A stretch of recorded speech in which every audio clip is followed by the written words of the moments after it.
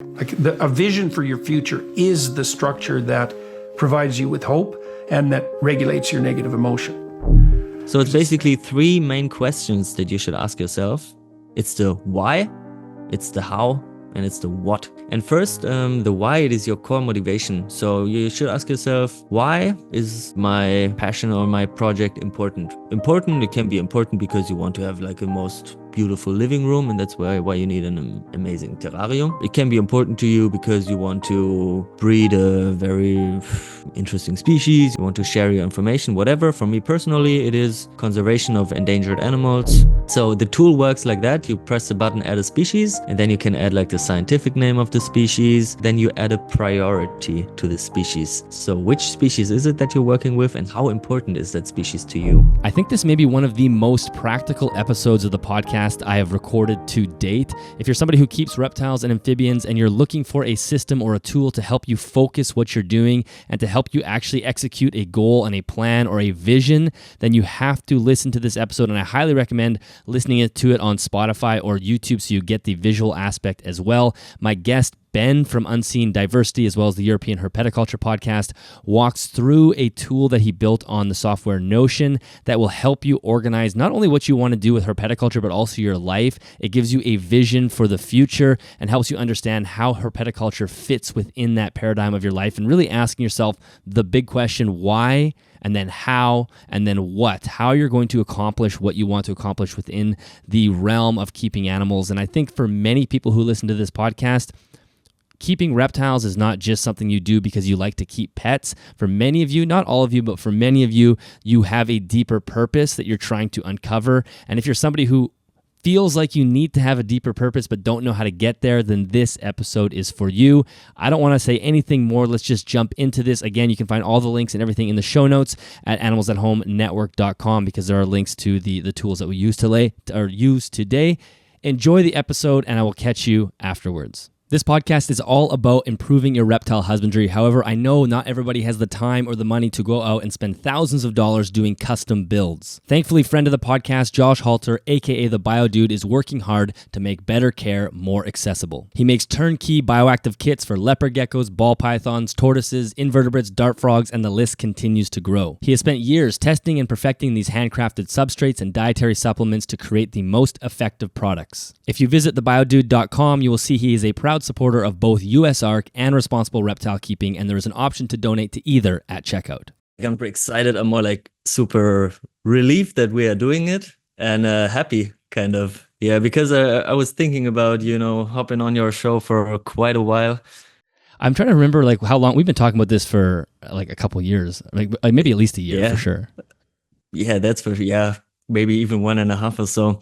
And I was always thinking, okay, what is the topic that I'm gonna deliver? Because I feel like I am so deep into this whole, let's call it a hobby. For me, it's not really herpetoculture. It's bigger than that, but still, I'm so deep in it, and I'm doing it for such a long time already that there's so much to talk about that it is you have to choose specific topics if you don't want to crash the frame of like 2 hours, Yeah. So I was always thinking, what is a cool way to make kind of a second appearance on your channel? Because I already had one like a half a year ago when we joined with our podcast project, but I was not playing the main role in this one. So I was always thinking, what's the right topic to introduce myself to your audience? And I feel like I felt like it's the right move to take to work out something unique and try to add some value first. And if people are then interested in what I do and stuff like that, then I can also show off my stuff, however you want to say it. But I don't feel like it's always the great way to put yourself in the focus so much, especially, I don't know, when you're on a introducing yourself to an audience like that. So yeah, I came up with a plan, but we're still going to need to improvise it today, and I need your input for kind of a workshop situation that I want to create with you. So I would not appreciate it so much if we go for an interview style today. I would like to go in a sparring with you, you know? Yeah, no, I'm totally good. I think that's awesome, and I think the project that you've made is really interesting. I think for people listening, it'll be a huge value to people. But I think what's interesting about you, like we'll show anybody who's listening to this, you can go on YouTube or Spotify to see the screen shares that we do later with Ben, just so we can see what he's up to. But when I look at what you're up to, I'm curious about how your mind works first, because you first had mentioned, like almost the first thing you said was, I think of this as so much bigger than just herpetoculture, keeping. Like, why is it more than just pet keeping for you? Because that's kind of how I felt about it as well, and that's, I think, part of the reason that this podcast has got popular, because it finds people who think of it more than just a pet. There's something more there. Do you know what that is, or what the hell is that? Man, that's a huge question, to be honest. That's okay. Maybe to give some context, I kind of applied for this appearance here like 3 months ago or something, because I had this idea of this tool that I want to build, this software tool, and I felt like it was something that is needed, but not necessarily only for the people that I want to build it for, but also for myself, And the whole tool is, I gave it the name My Vision for the Hobby, creating a vision and executing it. And first I thought I can just put together a simple to-do list style of animal management tool. I have this many animals and I need to do this and that, and that's why I will have a better husbandry or whatever. But over the last month, I've been really dealing with my own position in the hobby, kind of, and what I expect from my future, like long term. And so the whole idea behind I create the vision for my hobby, it kind of grew into something much bigger, more for me personally, you can more say vision for my life. And that's why I have some high expectations for what I want to build here. And so we set a deadline. Okay, in 3 months, we're going to do this. And over the time, I really went through some processing. Finally, I came up with this tool that we're going to jump into in just a little bit.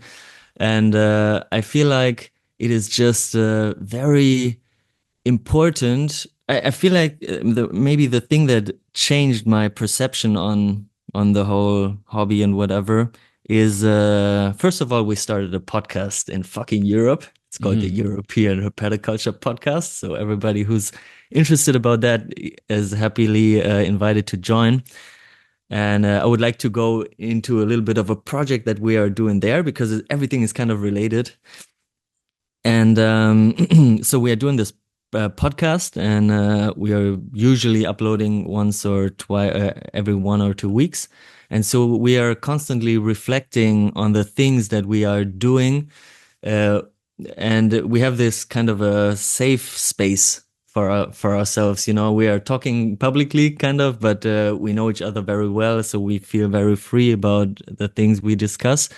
And it made me reflect a lot on the why behind the what that I do. And I think it is important. First, I would like to say that I realized that with the resources that I have, and I think about resources as space, time, money, and attention that you can give to your project. With the resources that I have, I can achieve everything that I can think of. I can make it happen. So that's a huge blessing on the one hand, but on the other hand, if you do not have a focus, but at the same time these abilities, then things can get out of control very easily. And I found myself in a position like that about 6 years ago. And to everybody who's interested in my backstory, I would not like to go so much into it right now because I talked about it on the Project Herpetoculture podcast like 2 years ago or something, or 1.5 years ago. And I was back in the day, I was already at a point where I had a lot of possibilities, a lot less than today, but still for the resources that I had, like too much possibilities. And it put me in a very difficult spot. And the outcome of that was that I had some criminal charges against me. And I was found myself in a bubble of people who are now in jail, or some of them not alive anymore, kind of. Well, maybe that's a bit drastic to say, but it's not it's not true. And now I feel like it is more important than ever to open the discussion about finding out who you are and building a future for yourself. So I think it is more important than ever to have this strict, or not strict, but this visualization of a good future for yourself, and then to draw a path how to get there, and not to overwhelm yourself with projects or challenges. And I found out that it is very much a lot more easy for me to work on stuff like that if I write it down. Mm-hmm. And it is difficult to write well. That's what I found out as well. And so I try to build something that helps the people to bring their mind to the paper, because that's how you can organize yourself a lot better. And that's the project that I worked on for the last weeks and months. And that's what I would like to have a workshop with you today. Well, I think it's such an interesting point that you bring up, because it's a point that I struggled with as well when I first started keeping animals. And you get into this, you sort of hit this point, and I talk about this all the time, where it does feel very selfish. It's a selfish practice where you're just keeping these animals, and depending on how you interpret it, you end up feeling very lost. Like you're not exactly sure why you're doing what you're doing. You're like, is this totally just kind of taking advantage of these animals? And then you can take it to the extreme, like you talked about. And again, if people want to listen to your story, they can go to the Project Herpetoculture podcast. I'll put it in the show notes for people to go listen to. But and this is a very common story in animal keeping, is that you end up going down a path that without guidance, you can end up being very selfish, right? You just end up kind of pulling towards the more selfish nature of keeping animals. And it is so important to have, I think what it is, it's a foundation, right? It's a guiding tool, a roadmap for you to figure out what it is, why you're keeping animals. And again, it goes back to the initial question, like, why is this more than just keeping pets? I think many people who listen to the podcast don't think of it as just keeping your pet goldfish in a bowl. They want something a little bit deeper, but a lot of ways they're just not sure what to do. And if they don't think about it properly, you can end up in a situation where you're not doing the best thing for the animal, and then just kind of willy-nilly keeping animals for real, no reason that's connected with you. There's no why to it. Yeah. And it's funny they bring it up, because I really think it is something that I appreciate a lot about your work as well, because I see you as somebody who has a strong drive of learning. And you are very, very interested in a whole variety of topics, and you are good at leading conversations, and you do it publicly. So that's how you can spread a value for a community. And you're also building kind of this community of people who think differently about animal keeping. And I'm sure you and your project, the whole network, had such a positive impact on animal keeping that that is something that you can be very proud of, and you should really continue to do it. And I think it is important I think as a person, you always navigate to adapting the points of views of your surrounding, and that's why you need a strong surrounding. You need good people around you, people who are interested or care about doing the right thing, so that their light can kind of shine on you, so you can collect the energy, kind of, you know. I'm coming from the solar industry, so the light and the energy. Yeah, so I think for a lot of people, you are this person who influences them and guides them in a way. And back in the day when I had issues finding my path in life and also connected to the hobby, I was surrounded by people who were not doing the right thing, but I didn't really see it. And I kind of got so used to it and normalized a lot of stuff. And if nobody feels bad about it, why should I, you know? And yeah, I think it is important to have good role models, and especially in the time of social media and these viral clips that pull a lot of attention, and kind of looking at the numbers project uh, a certain type of value to those people, even if they don't really deliver it. I think in those times it's even more important to have yeah, positive impact. Try to do the right thing. And yeah, I just wanted to say it out loud, because you also kind of opened up my mind in some ways, you know.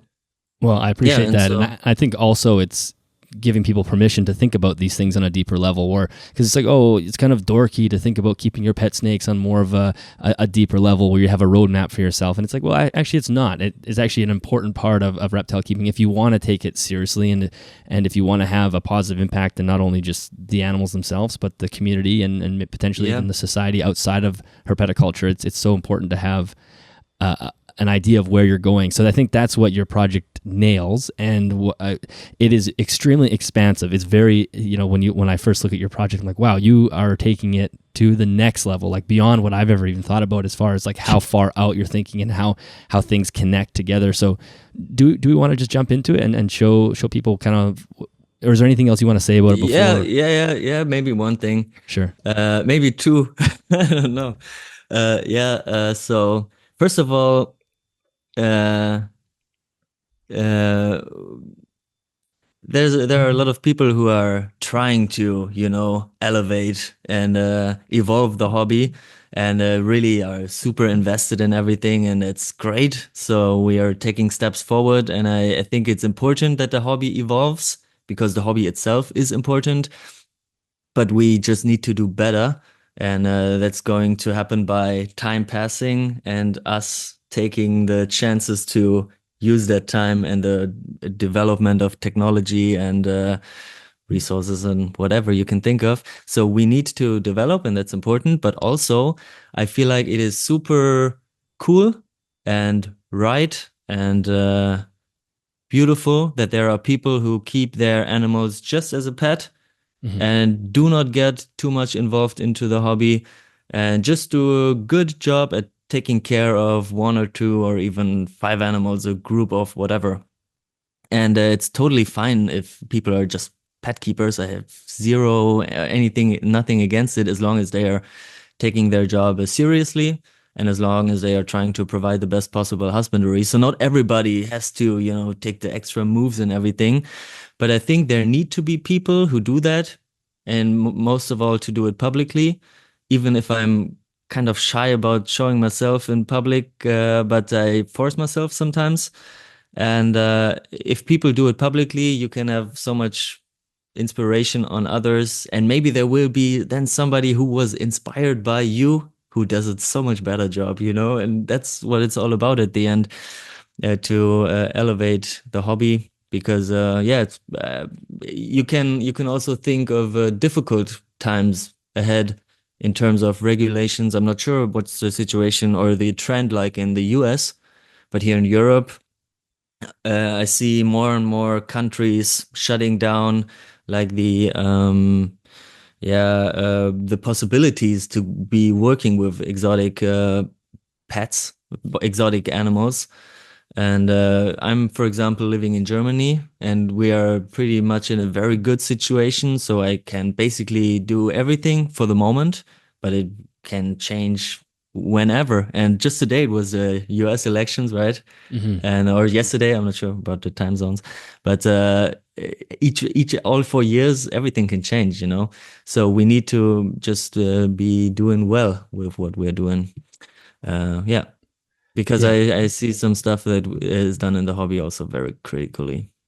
Yeah. But it's a great point. Like, not everybody has to take it as seriously as you're about to show. But also, if you are somebody that wants to take it more seriously, then you'll see what Ben's about to show us is it's integrated into your entire life, and it's part of your path as a building on top of a career. And it's not just talking about keeping animals. It's how can you expand that beyond just that into a lifelong passion essentially. Yeah, kind of, right. Yeah. Maybe I would like to open up one topic before sharing my screen and jumping Sure. into this tool. I quickly mentioned, let me think. Maybe I can integrate it somewhere. No, come on, fuck it. I quickly mentioned our project, the European Herpetoculture podcast. So we are doing it. If I'm allowed to give a quick pitch about our Absolutely, please project. do. Thank you, brother. Yeah, so we're doing this project for now about 6 months. So we started our own podcast with 3 homies. So we are a group of 4. It's Stefan from the Netherlands. He's running the Terrarium channel on YouTube. So he's doing an amazing job independently and also in our podcast. And then it's Flo. He's running a Instagram channel, DE Reptiles. So he's known for this incredible, in my eyes, one of the best enclosures on the fucking internet. He has a huge indoor greenhouse, had a huge indoor greenhouse, but he recently moved to another city. And then it's Till, who's really our plant guy. That's how we always call him, even if he's also really into reptiles. But so he has a whole another perspective on the whole hobby. And we are usually doing like the guest interviews, but now we want to switch our concept. And we have this idea, and I think it is an incredible idea. Or incredible. Yeah, it is, in my opinion. And we want to showcase the process of how to get into a new species in the right way, how to start working with a new species, but do it the right way. Because as I said, Flo, the DE Reptiles guy, he just moved to Copenhagen. So moved to another country even. We disassembled the greenhouse, and so now he's going to choose a new species, but his only one species. And we want to go through all of the steps that it requires to have a good idea about how to do everything right. So we want to start with a like a roundtable episode where all of us kind of get together digitally, and then we discuss what it takes for your new passion species to be the one. How do you make a decision about the one species that you are fucking want to care about for years, to make a good long-term decision? And then we want to take a deep dive into the topic of science-based husbandry, which is like a different approach to learning how to keep animals. So the original idea for the topic of science-based husbandry comes from a guy who we also had on the podcast. His name is Sam Anneka. He comes from Belgium, and he keeps a lot of his animals outdoors, and he has a very good approach about his keeping. And so the science-based husbandry tries to understand very well the natural conditions that the animals occur in, understanding the habitat, the climate, day and night circle of humidity and mist and rain, but also what do the animals feed on? How does the habitat look like? Which plants can you find there, and so on. So we want to really dissect this one species that Flo chose, but I'm not gonna say which one it is. We're gonna dissect it down to the whatever last point.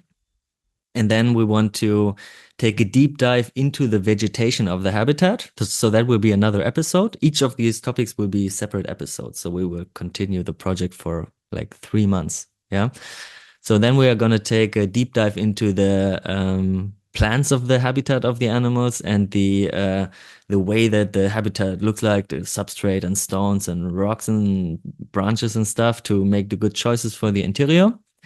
And then we are going to have a guest on, a breeder of this species, to then fill the gaps that we have from dissecting the habitat, but maybe not finding out about everything. And then this expert, he's going to fill the gaps with his knowledge that he has from basically keeping the animal. So we have this science-based background, and then we are going to take the practice inside.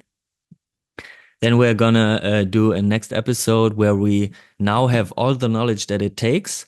And we are going to plan, make it a 3D plan for the perfect setup that we can think of. So we're going to make an aluminum frame as we usually do, with glass and greenhouse panels, and all the technology will be planned. We will plan a smart home system that can control everything and so on. And then we are going to take another roundtable discussion about if you want to purchase an animal, should you go for the wild caught or a captive bred, and what possibilities do we have? And that's where we want to have like an ethical discussion. Then we are going to have invite over a guest who does the vivarium interior building, so like the backgrounds and stuff, so like an expert who can tell us how to do it perfectly. And as a last episode, we're then gonna make a YouTube video about the build process and putting the animals inside, and then celebrating the journey. And that's how we want to take everybody along the process of what should your mind go through, like the process that you should go through as a person, kind of to understand the species very well. Because I feel like a huge issue in the hobby is people being just too much impulsive. Yes. And that's also, and as I said earlier, everything is kind of connected. People are too impulsive, and people take bad decisions because there's some random opportunities popping up. This is also an issue that I want to face with the tool that I've built, because it's about building this long-term vision for yourself, building a roadmap, and then executing step by step.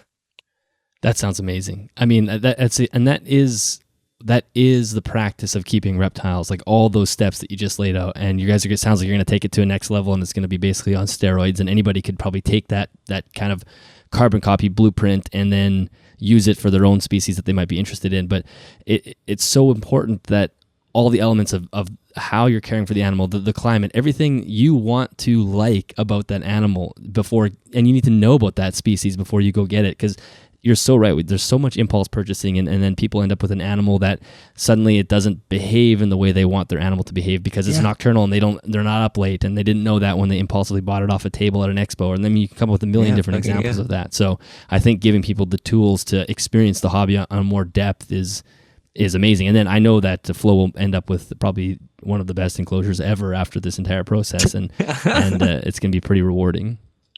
Man, it's going to be pretty small on the other hand. So that's the cool thing about it. I'm always trying to think. I'm putting a lot of work into the stuff that I do, and then I'm sometimes a little bit. It pulls me down a little bit because most of the time I'm just doing it for myself, and I would like to share it so much because there's so much value in it that I could just make available. But most of the time I just don't do it because I don't have the time at the end. But in this approach, we want to do everything publicly, so it's like out there, and people can get into that mindset.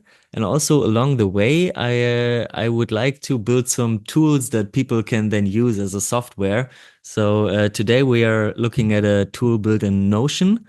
And just quick question: Did you know about Notion before, or is it a new tool for you? I knew about it before, and then you'd also mentioned to me before.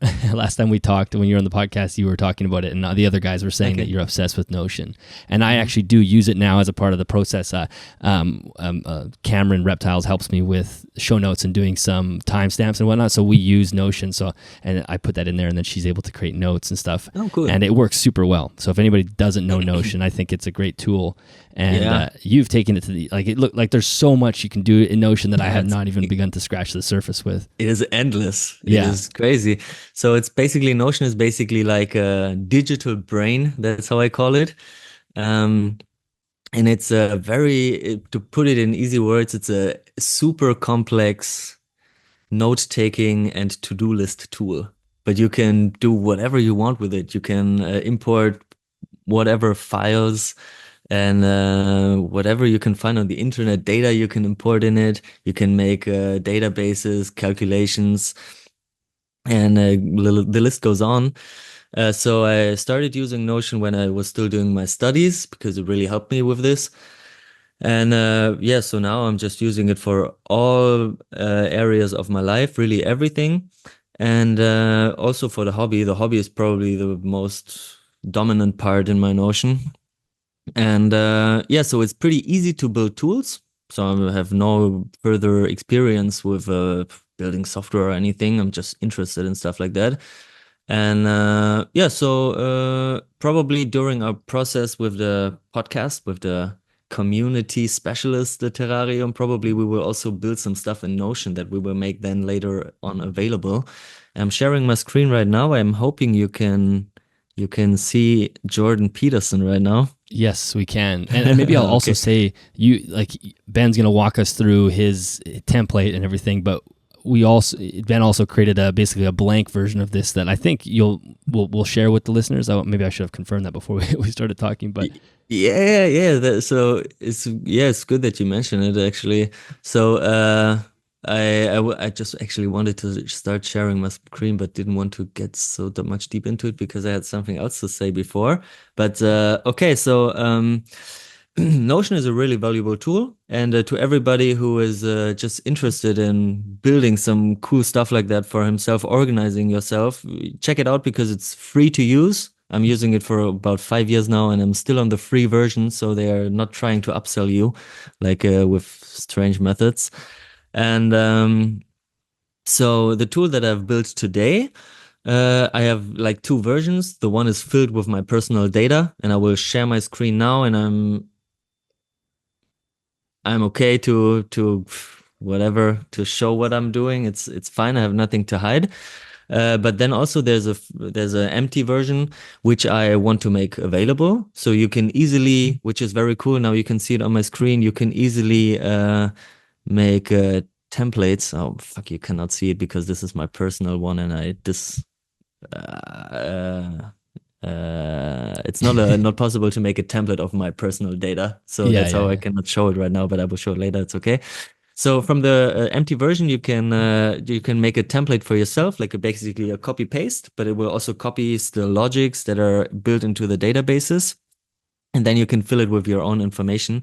So I want to make it available. That's why I built this thing. It really kind of took me some effort, so it will be a shame not to put it out there. But I'm not sure exactly in what way. I have an idea, and that's what I would like to get back at the end of the episode, because there's another project that I'm working on. And if we have time, then I would like to quickly pitch this project because I think it is very interesting.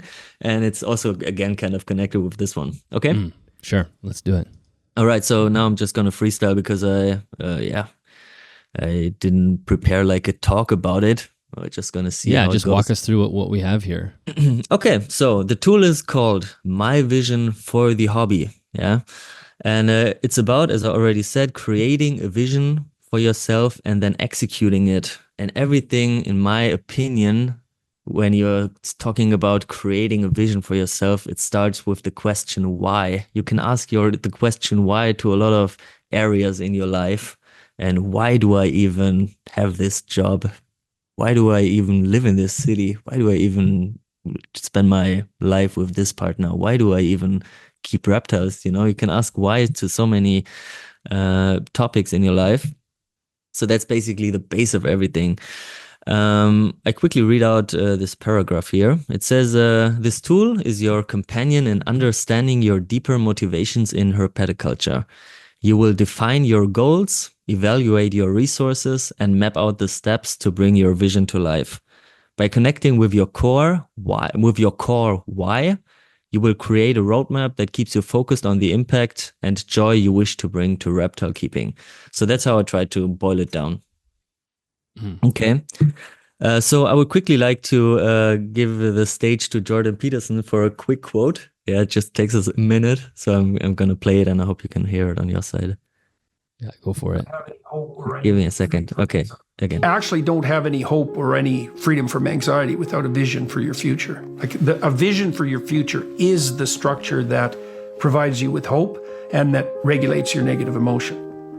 Because it specifies a goal. Eh? Once a goal is specified, you feel positive emotion in relationship to the goal.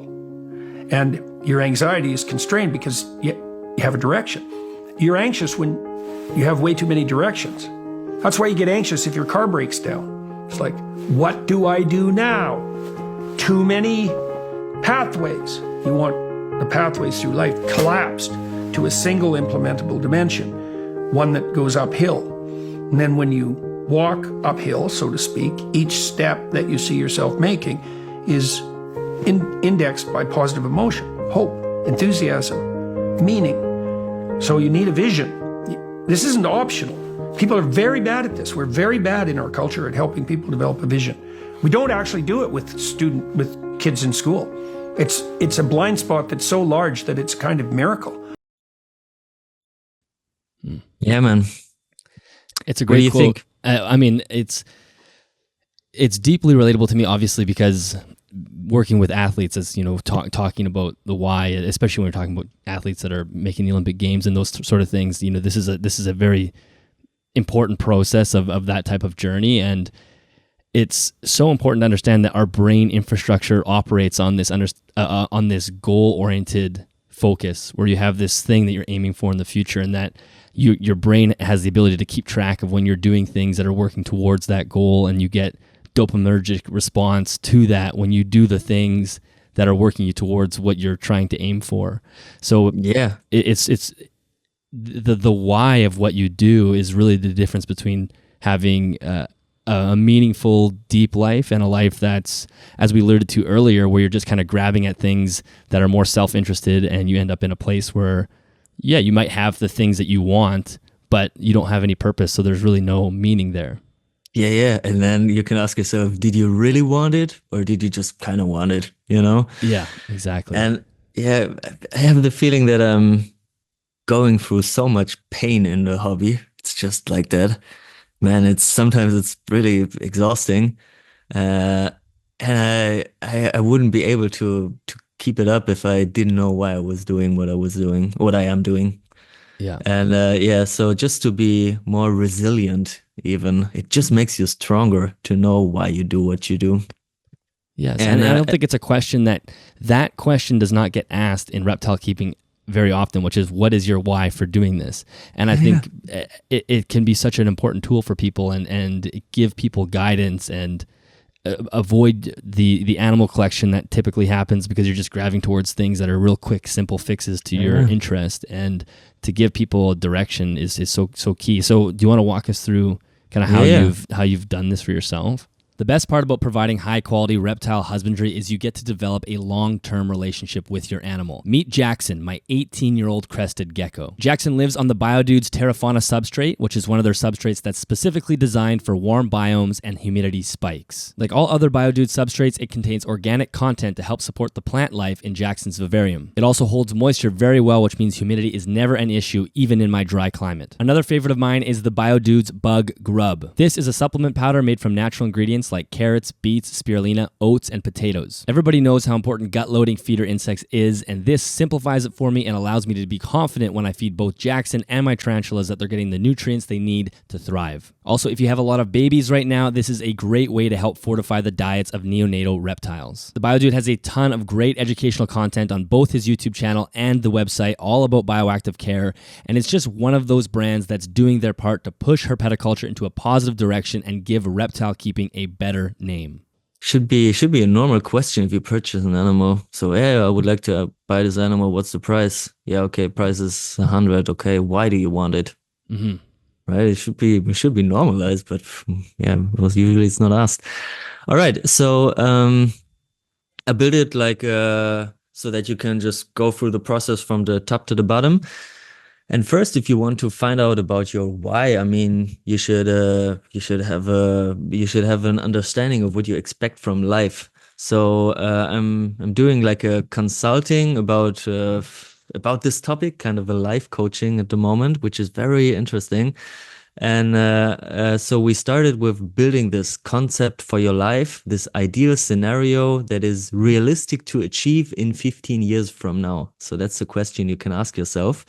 And so I built it. It's now in German, so it's not really necessary to go into it too much.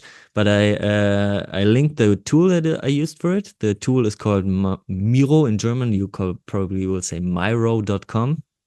And that's where you can very easily build, make brainstormings, make brain writings, build mind maps, build flow paragraphs and everything. So it's super easy to use. It's free and it's very practical. And during this process, I kind of found out what I really want to achieve in the hobby. And even before that, I just went through it like 2-3 months ago. And even before that, I was always so sure that I knew what I wanted to do, but I was actually not, if I'm honest. I just had kind of this idea, but I never really took the deep dive. And so for me, first I would like to give you some ideas. The ideas about building a concept of your life, like the questions that you should ask yourself is, what should your social life look like? What do you expect from family, friends, and community? What's your housing condition? What's your dream housing condition in the future? How do you want to stay healthy and physically and mentally? Yeah. What financial situation would you like to project yourself into? How do you want to generate income? So that's the work part. And then there's also, in my opinion, this part of passion. So what is your passion and how do you want to live it? So at the end of the day, I went through this process myself and I found out that herpetoculture is kind of connected to my life in 3 ways. It is on the one hand an idealism project that I want to how do you say, I want to do. It will be called, because for the moment it's not registered yet, it will be called Greenhouse Arc. So that's like a non-profit project supporting conservation of endangered species worldwide. That's like the project that I'm really going after, the one that is going to fulfill me, hopefully. Then there's this business project that's under my name, Unseen Diversity, which is about building innovative and artistic vivarium installations and everything that has to do with it. And then there's also my private life, because I say that I will, because I know that I will build a tropical walk-in greenhouse on my own property once I have one. And that's in my head for as long as I can think about it. So that's kind of the plan for my life related to herpetoculture. That's the idealism project. I want to work for the endangered species and make partnerships with the good projects worldwide. Then it's a business project about finding ways how to add value to the community and how do you say, cashing out on it, making money on it. And then there's my personal living space, the house and the walk-in greenhouse. So that's my concept for the future life. Do you have anything that you think that should be added into those ideas, how to think about your future life? Is there anything that I missed? Because I'm happy about whatever feedback you can give me, so I would just put it in there. Well, I think before I answer that, can you show us the web, or is it because it's in German? You think that I can. Okay, yeah, we can walk through it. I just didn't do it because I thought we can save some time on it, because I see the time is running already. Yeah, that's it. We don't have to go through it. I just think it'd be nice for people to kind of see those 3 prongs coming up. I know most people won't be able to necessarily read it because it's not in English. I have to say it is. I was not sure about showing it because it's as personal as it gets, kind of, because So if what I want to do, but now it's out there, so it's okay. Don't put it up if you're not comfortable, because obviously I can't tell what it says. So if there's things in there that you don't want revealed to the internet, you don't have to do it. But it's fine. I'm just walking you through very quickly, okay? So in the middle it says concept of my life, my ideal future at 45, because today I'm 30. Yeah.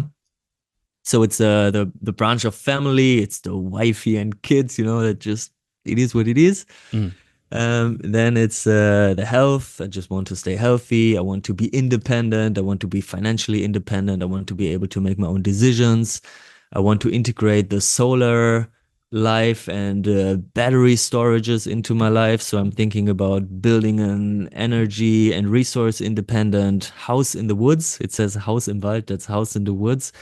So that's how I project my ideal future, a house in the woods, not relying on electricity, even collecting your own water if that's possible. You know, I have huge battery storages, just to be independent and to run my own stuff. Then I want to have a workshop on my land. It doesn't matter where I live. I can live wherever in the world, kind of. I don't care. I'm pretty okay with English, so I'm not necessarily bound to Germany. So that's okay for me. Then I imagine the land to be at least 1 acre of size. So that's kind of my, I want to say minimum requirements, but you know, yeah, that's just how I imagine it. And I want everything to be super smart and connected and energy management and stuff like that, because it's just very valuable to have that. And then on the right side, it's kind of how I want to spend my energy, you know, and it is separated into the idealism project, then the main business project, and then the side business projects. Okay. In the main business project, that's what I already mentioned as the greenhouse arc. That's where I want to work for conservation in whatever way. I want to leave it open.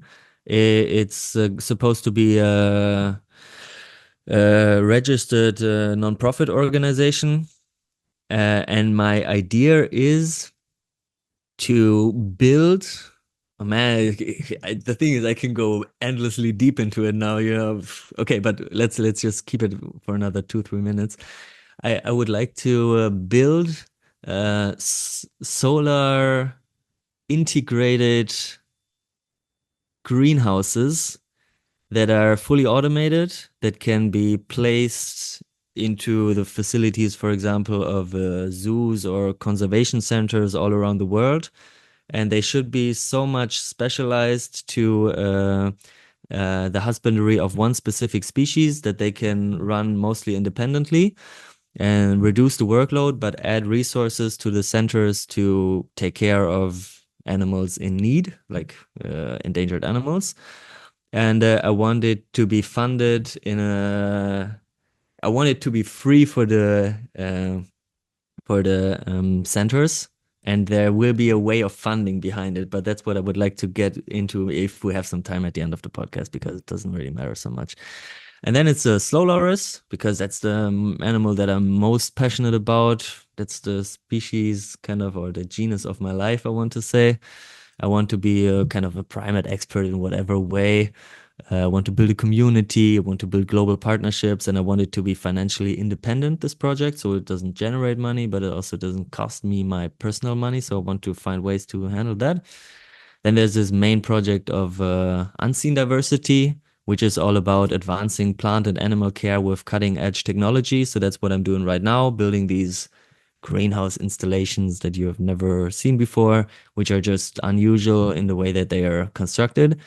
And that's where I want to build, offer my own products, which are physical and digital products, everything kind of related to how to make animal care better and more easy. Animal and plant care, and maybe also mushrooms. So I will leave it open. Then there's a niche of zoo consulting, which I'm really interested in, like giving talks and teaching the staff how to handle situations. I think it's a very interesting niche, but I just want to have it on my mind map. And then I want to be doing business as a solopreneur, so everything on my own if possible. And I want to jump into this niche of a digital creator. So hey, because if I want to do what I want to do, if I do what I want to do, then I need to do it publicly, because it will be a shame not to, you know. So that I need to get familiar with that. And then there should be also some side business projects which are exclusively for making money. So maybe like Airbnbs, have a short-term renting of apartments in cities and stuff.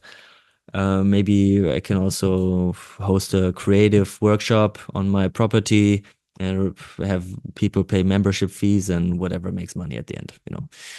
So that's the concept of my life. So I think it's really interesting, and I think it's an important point to make, is that how in depth you've thought about this. Like we started out with talking about the why of herpetoculture, but really quickly it unfolds into like the why of your entire life and a whole vision for what you want. Now I know for some people listening, they go, that is too much for me. I have a pet snake, and like you said at the beginning, like you have a pet snake, that's great. Do a great job with that pet snake. You don't need to take it further. But for many people, reptiles play a massive role, or keeping animals in general play a massive role in their life. It takes a ton of time. It's going to take a ton of money. And it's most of the animals that we do keep are going to be with you for 10, 20, sometimes 30 plus years. So if you have 8, 9 animals plus all the way up to 40 or 50, and they're all living that long, that needs to be integrated into your vision of your future in some capacity. You can't just have it tag along as like a little knapsack and hoping that it works out. It needs to be. There needs to be some shuttle moving it along through your life and have some vision for it. And I think that's exactly what you've done here. And one thing that I at the end wanted to point out, it is this: which position does a herpetoculture have in your ideal future scenario? It is that you think if you want to integrate it in your idealism project, so it is okay if it costs money, but you just do it because that's what drives you, and that's totally fine. Or do you want to integrate it in a business project because you want to profit on what you're doing, which is also fine because there are a lot of people who are breeding species for profit or even build products in the hobby for profit, and it's totally fine, but you should just understand yourself why you do what you do. And also it can be just one amazing setup that is just integrated in your living space, and you don't necessarily care about so much about the animals themselves. And that's how you can maybe find out that you can be totally happy with just a plant cabinet, for example, because that's also an option that people oftentimes don't think about. And I think building this life concept for yourself, taking some time, maybe taking 1 or 2 hours for yourself. You don't need to do it like in one sitting, but you can do it over a little bit of a time.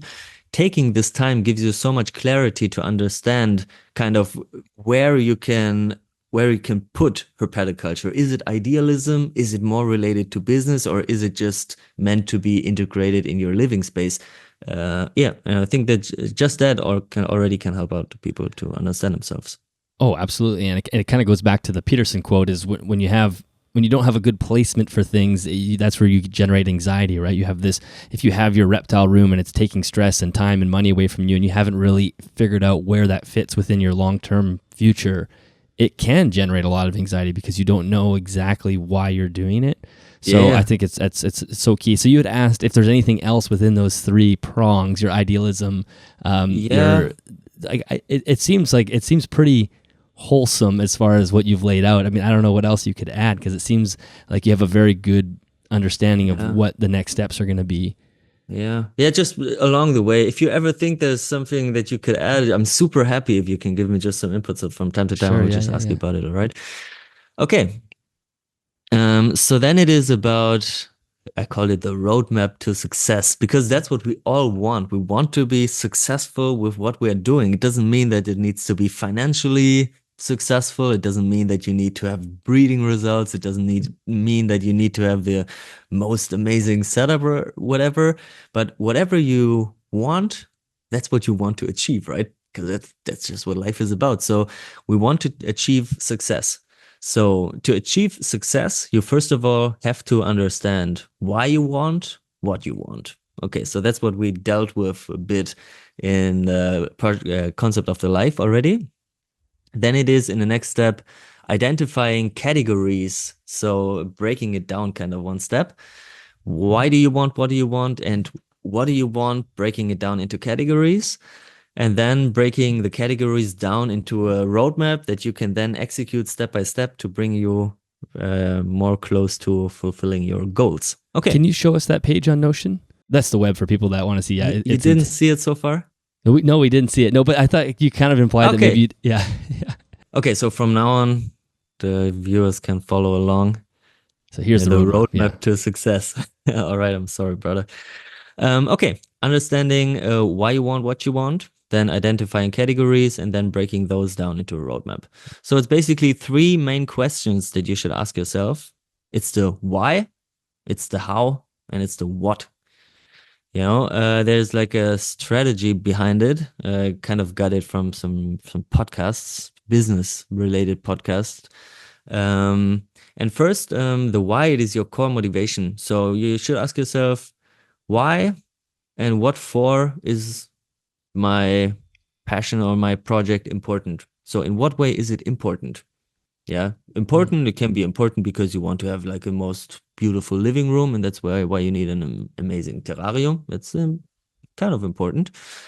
It can be important to you because you want to breed a very interesting species. You want to make some progress in the hobby. You want to share your information, whatever. For me personally, it is conservation of endangered animals and mostly focusing on prosimians. What is a prosimian? Is that like lemurs? Right, man. Yeah, I'm always wondering, in English, you have these crazy names for the animals. I In do German, have my super degree is in easy. anthropology, so maybe I cheated there a little bit, but All right. because Yeah. that was a translation from what you had in German. Yeah, no, but prosimian, that's a scientific name also, kind of. Yeah. The scientific English name also. But in German, we say half monkey Okay. because it's not fully a monkey, but it's kind of a lemur, it's a little bit before the monkey in the evolutionary history, whatever. Yeah. And then there's the full monkeys, kind of, and that's how we make our lives so much more easy in German. Okay, so I want to focus on the prosimians because they are just fascinating animals. In my opinion, it's the most amazing group of animals that you can think of. And yeah, for the moment, I'm working with the slow loris. It is a nocturnal little primate. They come from Southeast Asia, mostly from the area of Vietnam, and they move super slowly. Man, they are so fucking crazy. Do you know the slow loris? I just know them by seeing pictures and video, and I mean, I think Yeah. most people would know what they look like. They have these giant eyes, and they sort of Yeah, look man. like. Is that what they call a bush baby, or is that a different species of lemur? Bush babies are pretty close related. Okay. The slow loris come from Southeast Asia, and the bush babies come from Africa. And the bush Okay. babies behave really differently. They jump around so much. They are a lot more tiny, most of the species, but they can jump 2-3 meters in one jump. It's actually crazy. And the slow loris, they move so slowly, and they do not even have the ability to jump. Wow. They cannot jump. It's crazy. And yeah, so that's the kind of the species that everything kind of, how do you say, is connected to. Okay. Then it is about, after understanding your core motivation, so why do you actually do what you do? Then it is, how do you want to reach your goals? So to set up a long-term big strategy, it doesn't need to be pointed down so much, but it's just, if you can just point down two, three bullet points, that will be fine. But first, I would like to ask you, Dylan, why do you do what you do? I mean, you're running this podcast, you're keeping these animals at your place. You're also doing some innovative stuff with your red snake enclosure, for example, the grassland red snake enclosure. So you're also probably trying to push the hobby and also doing it publicly. And I'm not sure what you're doing like behind the scenes. So also you have the Morelia spilota, I think you call them, right? Yeah. Yeah, so you're working with those. So I would just like to ask you, do you already have an idea about why do you do what you do, or is it something that you need some time for? Well, I think it's funny because I obviously sort of thought that you may ask that. And for me, my animals are, I would say, almost do fall into the pet side. And my why kind of more falls into the actually investigating why we do this in general, like what draws us to keep these animals. And I think that's where the podcast comes in. Like my podcast is essentially like a long conversation with myself about figuring out if this is the right thing to do. And so I think a deep why for me is this okay?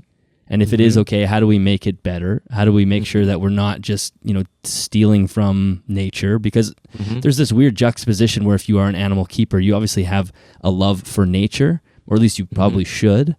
But at the same time, the more animal keeping you do, the more separated you are from nature, because you're pulling nature out of itself and bringing it into your home. So there's this weird thing that we do, this kind of like balance that you're simultaneously saying you're for nature while taking from nature. And so the podcast itself for me was figuring out, like, is that really what's going on? Or is there ways to do this in a way that makes sense for both the animal and the keeper? Yeah, okay, I totally get it. And it's all again related to your strong passion for learning, in my opinion, because Yeah. that's what it's kind of all about, having these long form conversations and getting some input from all different angles, and that's how you learn what's the right thing to do. Then Yes. it's about, I would say, finding out who you are as a person because you want to know what is right in your idea. And so it's like a deep dive into yourself. And it's also about adding value to the community. Yeah. I'm pretty sure that's also important to you. Yes, absolutely, and that's a big part. I mean, a big driving factor for me was just seeing the amount of animals that weren't in good conditions and good care, and then that's a Hmm. pretty big support for that we shouldn't be doing this.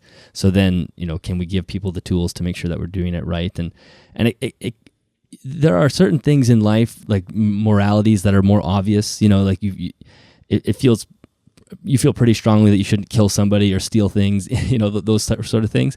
But when you get into kind of the extremities of activities like keeping animals, it can be difficult to tell if it's okay or not.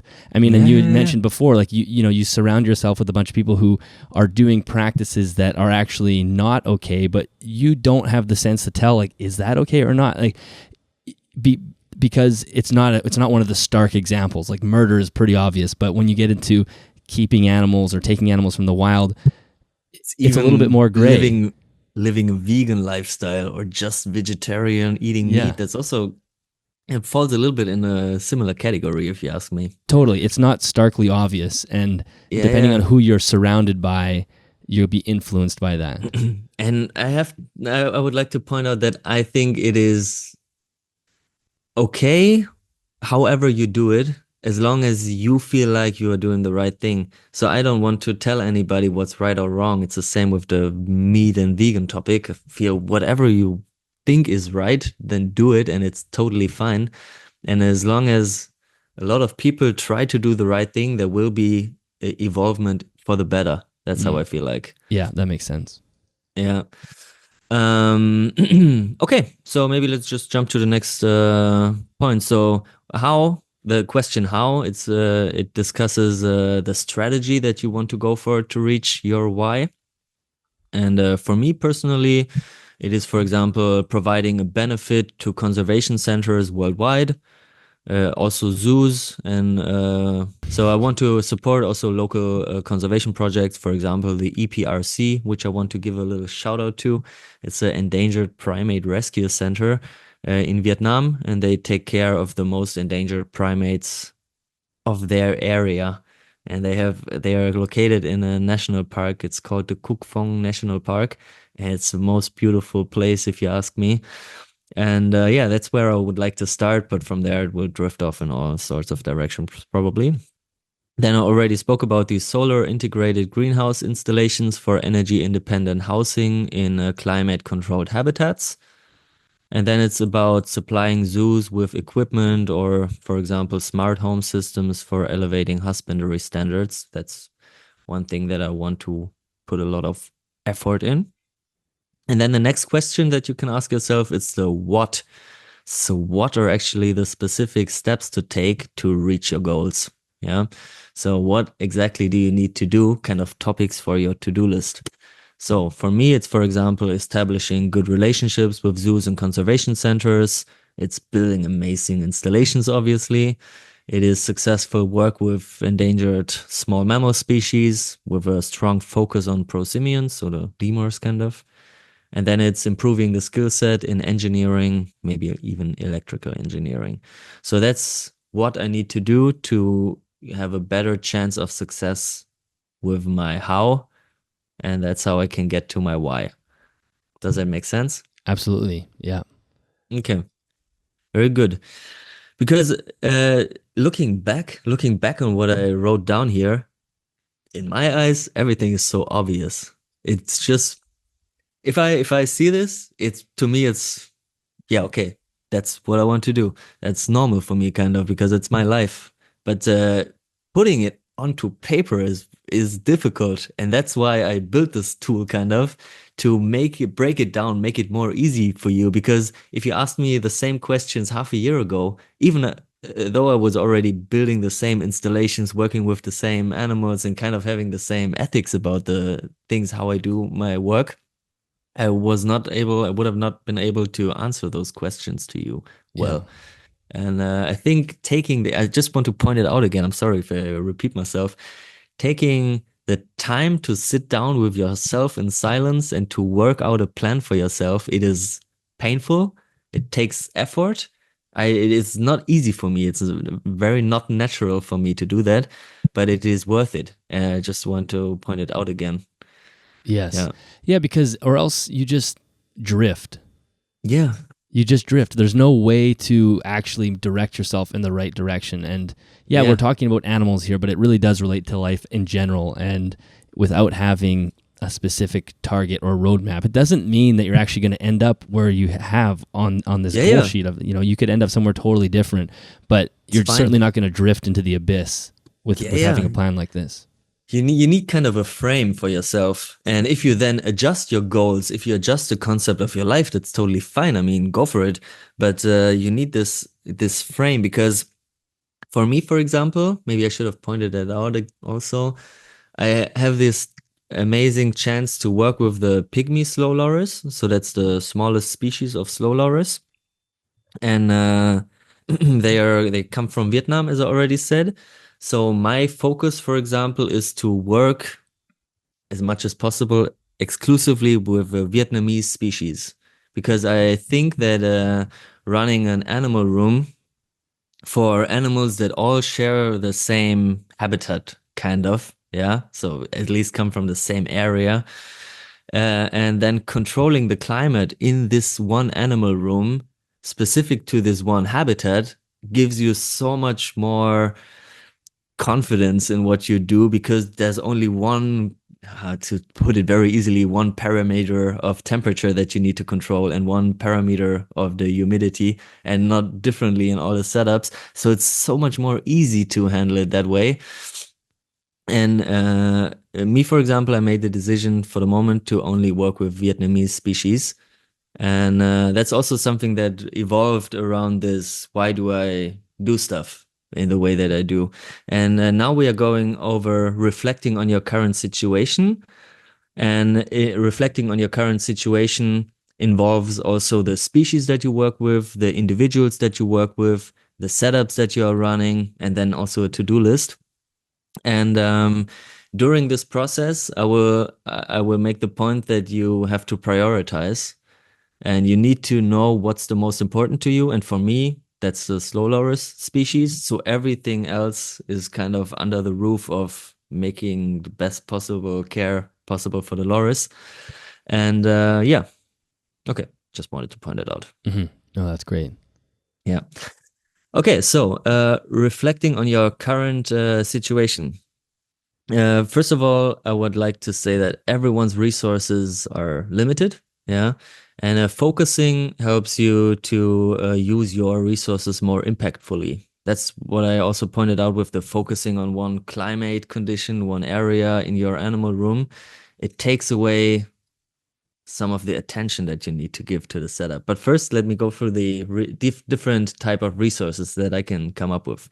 It's the resource of space, it's the resource of money, it's the resource of time, and it's the resource of attention. So if you can come up with another resource, I'd be happy about it, because those are just random thoughts that I had. It's not like I took them from literature. So if you can come up with another resource, that will be cool.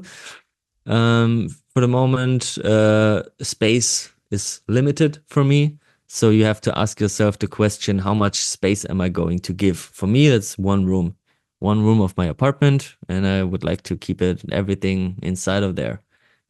For some people, that's maybe more. I mean, you're running your podcast studio and the animal room in the same area, and that's all you are running, or is there anything even No, it's behind just that? here. So that's my space. My space is this like half of my basement.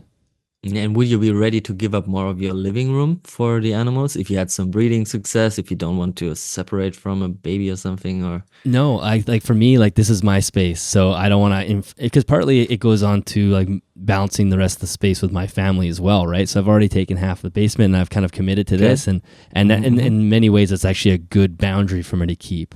and Okay, cool. you don't end up with enclosures in other rooms. Yeah, perfect. I think it's a good way. So then I would suggest, if you ever want to use this tool, just to put in there, okay, my space, the resources of my space, it's my room, and I have a strong commitment not to expand over that. Yeah. So that's a frame that you set for yourself. Okay. Then the next resource, it's money. So what am I ready to spend, like on a monthly basis, for example? Because if you really visualize yourself, all the costs that you're having with your project, it can sometimes open your eyes, because it's easy to fall into the trap of collecting too many animals, and that way also being confronted with too much cost, because it's Yes. electricity, it is the feeding, maybe even the water changes and the heating of the room if you do that by a central heating system. What other costs do you have with animals? Yeah, with feeding, electricity, and vet bills, like any, having Vet money left bills, over for fuck vet, yeah. like that could be something big. Equipment, I mean, those are the big ones. some lighting goes out, to buy Yeah, just fucking the Acadia maintenance. again or something. Yeah, equipment. Mhm. If you need new enclosures, whatever, things break. Yeah. That's there's lots there. For example, I also have a personal budget on a monthly basis, and I have like an online banking system where you can have like sub accounts. I have folders for your money, kind of, Mhm. So I have this one category that's the unseen diversity, and that's where I transfer some money on a monthly basis, and that's where also then I try to make payments of. If I order some live food online, for example, that's where the money goes out of. So that's how I can get a better overview of how I'm using the money. Because I think it is just important to be honest with yourself about this topic and not to close your eyes, because also electricity is not for free.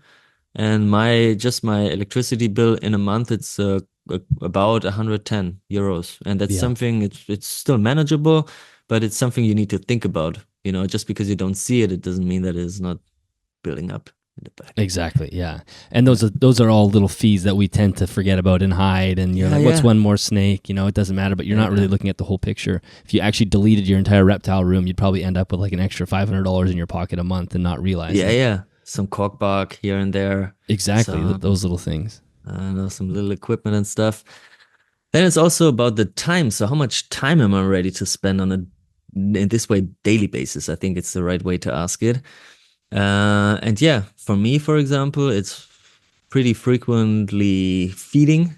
So don't need to feed everything on a daily basis, but that's the most frequent task. Then it's the watering of the setups, kind of refilling the water storages, making sure the misting system is running all right. Just cleaning up a little bit, maybe organizing your documents on the computer or something like that. It also takes time. So you need to ask yourself, how much time am I ready to invest? Because time is a very limited and valuable resource. Mm-hmm. Yeah. Right?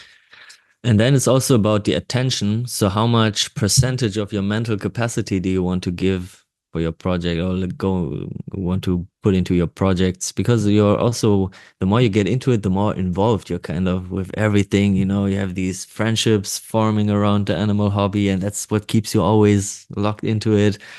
Then you're thinking about your animals even more. If you have more, then there will be some breeding. That's what takes your attention. And after a while, it can be pretty intense, And it's just something to think about. And then there's this whole idea of, is it maybe better just to focus on one big project or 2, 3 big projects instead of overwhelming yourself with so much different stuff, And just a couple of weeks ago, we had a discussion about it with our podcast.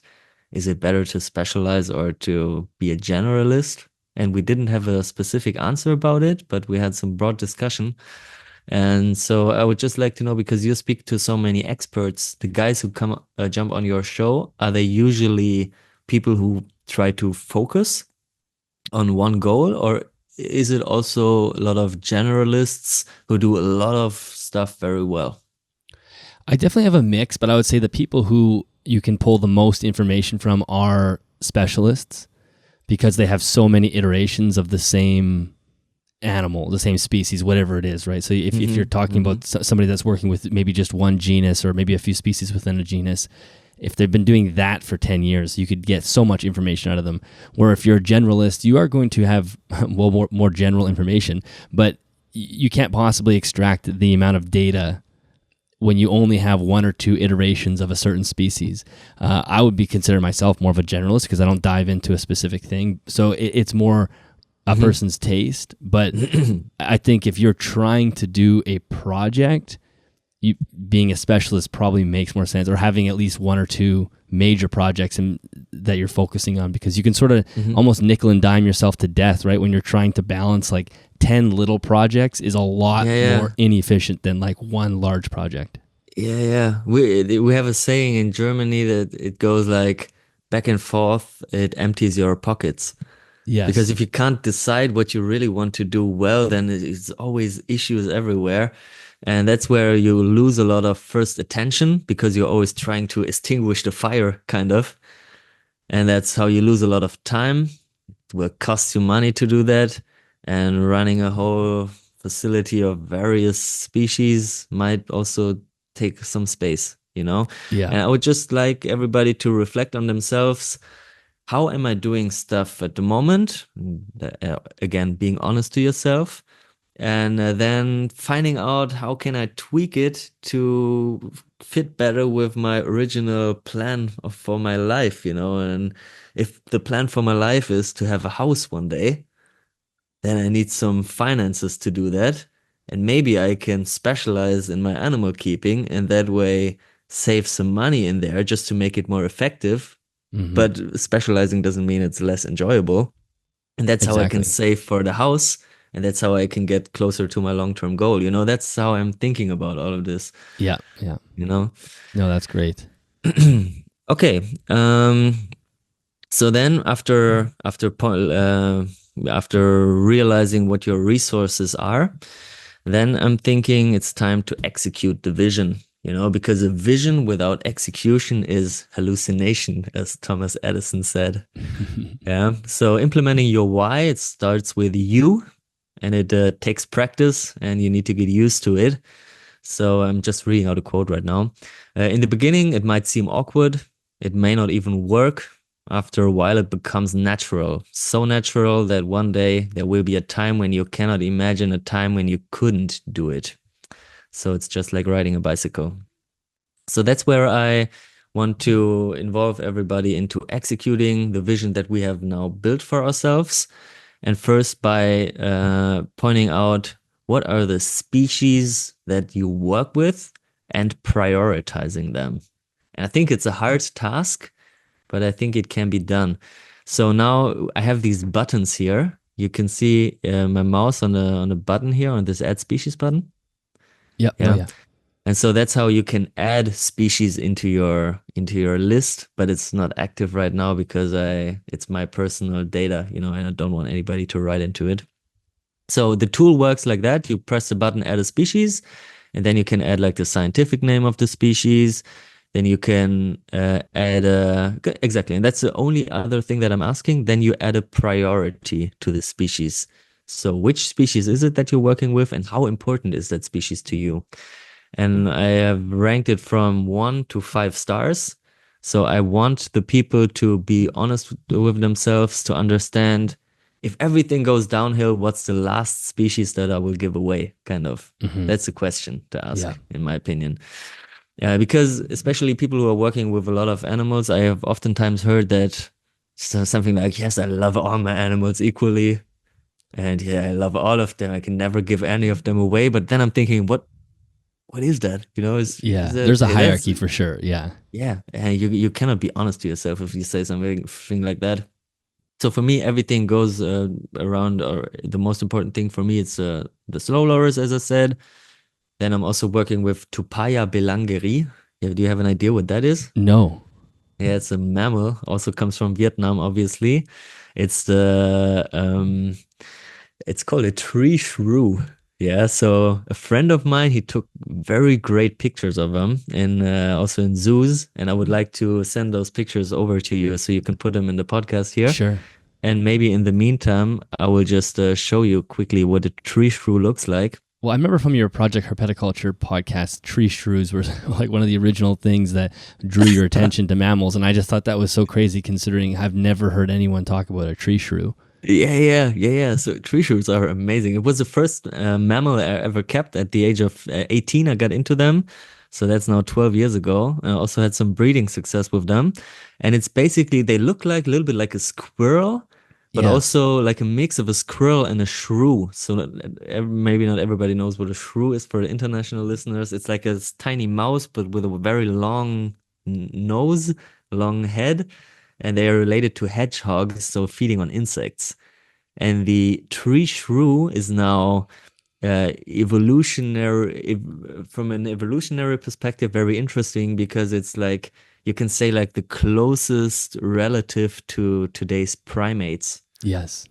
So they are actually very closely related to us. And you can, if you know it, and if you then check them out, bit you can see it on the ears. I feel like they have really like human ears in a Yeah, they way. do.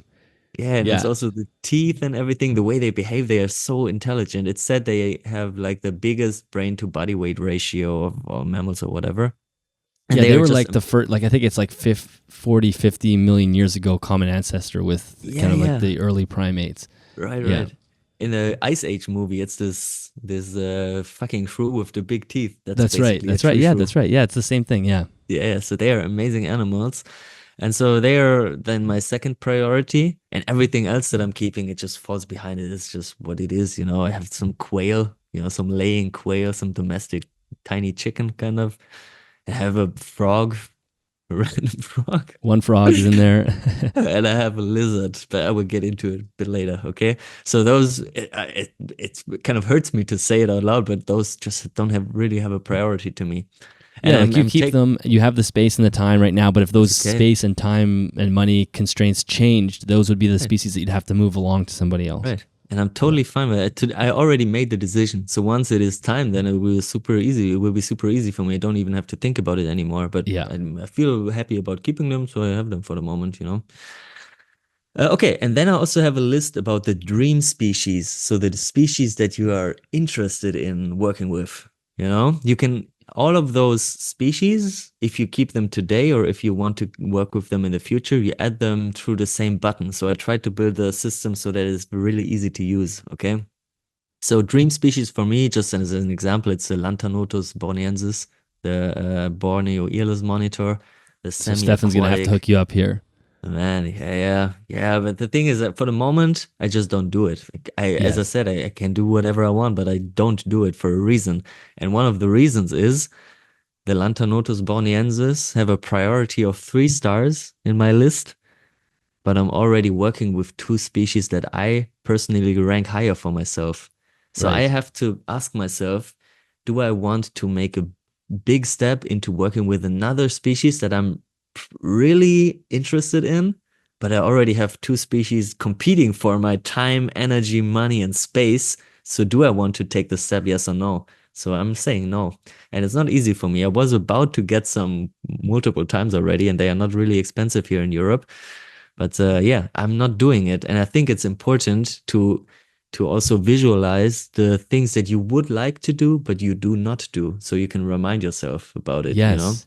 I mean, And this is such a common theme on the show, people getting into things that they shouldn't because it's just at the time, Yeah. it's easy to buy, and Yeah. visualizing where it ranks, because this really breaks it down in a way where you're forced to see that these things take time, money, and space. And away from now, yeah, exactly. So now you're thinking, okay, this is only a 3-star animal on my priority list. Why would I add it into my mix? Eventually, maybe Yeah. one day you'll have more time, more space, more money, but Exactly. it can't be fit into this paradigm right now. Right. And maybe your priorities change. It's also possible. But I think it is important, especially because we already spoke about these impulsive buys.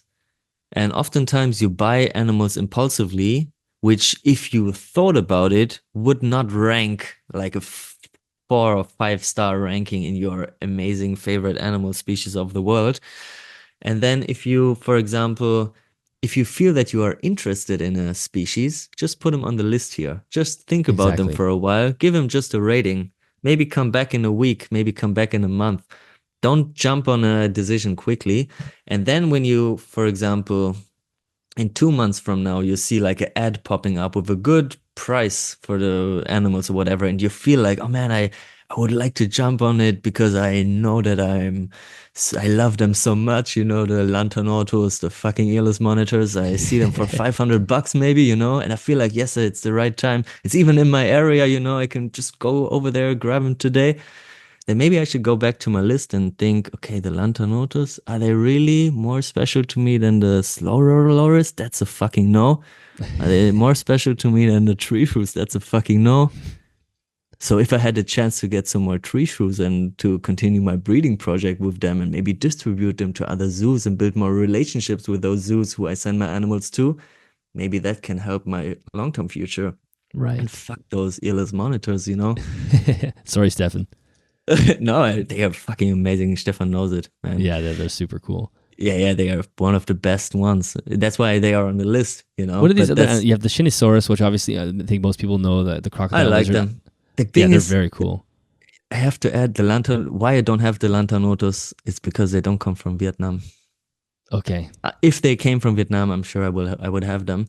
But Yes. the Shinisaurus, there's a population you can find in Vietnam, and it's also semi-aquatic species, pretty much same size, pretty much comparable requirements, but they just don't catch me so much, so they just have a fucking 2-star rating on my list. And I can easily have them whenever. Everybody can easily have them whenever, so it's just no need to jump on them. Maybe in 5 years I have a big setup. I can put up a paludarium inside of my loris setup, and then I don't lose any space, and then I will get them. Maybe. Yeah. It's the same with a Tropidophorosinicus. That's a Chinese water skink, you call them. Pretty small, semi-aquatic lizard. So I'm really hyped about the lizards that can go in the water, kind of. They like to go in the water. So those also come from Vietnam, and it's a Canomus badius. That's a bamboo rat. You know what a bamboo rat is? No. Yeah, man. Okay, I need to show you. Let's see that. It's like a giant hamster, subterranean rodent from Vietnam. Super popular. No need to work for the conservation, but the locals, they farm them for food. So they eat them kind of like they eat the guinea pigs in South America. And that looks like an off-roading guinea pig. Yeah, that's kind of the best description I've heard so far, man. That's crazy looking. Yeah, and they dig giant tunnels, and I think you can find a great way to build an exceptional setup for them. But for the moment, they are available from time to time. Very rare. There's not a single zoo in Europe working with them, and there's very, very small private community around them. But yeah, the thing is, they are so popular in their habitat that I don't see the need to reduce my resources to work with a very, very common species, like a pest species kind of. So that's why I ranked them pretty low, even though I'm very excited about them, and I came close to getting some multiple times already. So yeah, that's why they are on the list. Okay. Cool. If you had to put like a species on your dream list and give it a 5-star rating, which one would it be? It's so tough. I always go, for some reason I'm always drawn to tree boas and Amazon tree boas. I don't know why. Right. So that would be up there for me. Okay. Well, are there some interesting localities or something? Or There's some interesting localities there. It's funny because I'll go through phases where I'll spend a lot of time thinking about dream species, and then just like anything, and this is why it's important to do this type of exercise, is that you almost forget what your dream species are from like a month ago. And if you had let yourself go through the impulse of buying it, then you're stuck with an animal that you still probably like, but you don't realize that the impulse to call it a dream species can wax and wane really quickly. I've been so busy this fall that I feel like I've forgotten all my dream species, but tree boas always end up on my list. So you're kind of in this snake niche, right? Yes, definitely snake What is niche, it about the snakes? It's the interaction, it's the feeding process, or just the look of them? I think the look. I don't enjoy the feeding process really at all. Okay. It's kind of just, almost like a task. But for me, it actually relates more to the way I feel about keeping them in captivity, because especially the species that I keep are quite with the exception of my Japanese rat snake, but my boas and pythons are slow and they're methodical, and I never get the sense that they're. I always want to expand their homes and make their enclosures bigger, but I never get the sense that it's a very fast-moving snake in a small box. And for me, it's like that's like the comfort I need to feel okay about it. If it was a fast-moving animal, or even I do have one gecko, but if it was a fast-moving lizard that's just zinging around its enclosure, I know my guilt would come out a lot stronger. Yeah, that's a big topic. Yeah. So that's not a great answer. It's not an exciting answer. Okay. Yeah, no, but it's a perfect way to go to the next topic, which is about the setups that you're using. So you need to reflect on your housing situations. Yeah. Absolutely. So I'm asking everybody to add their current setups and also the setups they have planned for the near future, again by clicking this one button. And that's where I, for example, put in like the information about my setups for the moment. It's okay, and then I rate exactly, and then to be honest, I'm building on this fucking tool for such a long time that I already forgot about some of the topics in a way. So I'm just remembering what I wanted to achieve with it, and it is actually ranking your satisfaction with your own setups. So pointing out all the details of the setups that you are running. In my case, it's, for example, a tiny paludarium cube with some water in a waterfall. And then it's a planted setup in the living room. Then it's the tupaya setup, the tree shrew setup. Then it's a full tower of some concept terrarium that I've built. There's another concept terrarium, and then it's the space of the loris. And that's where I rank my satisfaction. And the setup that I'm least satisfied with is on the top. So it always jumps in my eyes like, oh fuck, I still have this paludarium that I kind of forgot about. Water is a little bit dirty. The plants are not doing great. Sometimes the waterfall is not really working. Also the lighting, I'm not sure about the lighting and everything. So I'm not really satisfied about that. Yeah. So that's just what I want to point out for the moment. Am I satisfied or am I not satisfied? Because at the end of the day, I would like to be satisfied with everything. Yeah. And we want to work towards this better future. So we need to point out what's not going well. Okay. In this database, you also have some data about some possible improvements that you can do on the setups, and also the species that you are keeping in the setups. But this data is pulled from another database, which we're gonna work on later. So it's automatic data. You don't need to put in anything manually. And then I want to point out which setups do I have that are free. Yeah. Empty, you have them, but there's no animals in them. Yeah, you have some animals set up laying around in your storage area or whatever, or one is maybe just empty because you rehomed an animal and just planted or whatever. And I want to then show you which setups you have, which setups you are probably not satisfied with, and which setups you have that are free and available. And I told you about this terrarium concept tower that I have. It's actually right behind me here. The light is turned off right now. And the paludarium cube, it's 40 by 40 by 40 centimeters, so 1.5 inches in a cube, pretty small. But I have these concept terrariums, I call them Euroterra. I have them available and they are free. And I'm keeping this fucking frog that I don't really care about so much in this fucking shitty paludarium. So maybe I should just rehome it to this free terrarium. And it's stuff like that seems so obvious. But if you are so busy with a lot of things in the hobby, and if you prioritize like, hey, I'm sorry, but the frog just doesn't matter so much to me, then sometimes you forget about stuff like that. But if you see it visually like that, it makes sense, right? There's one setup that I'm not really satisfied with. I have a free setup, 60 by 40 by 70 available. So why not rehome the animal?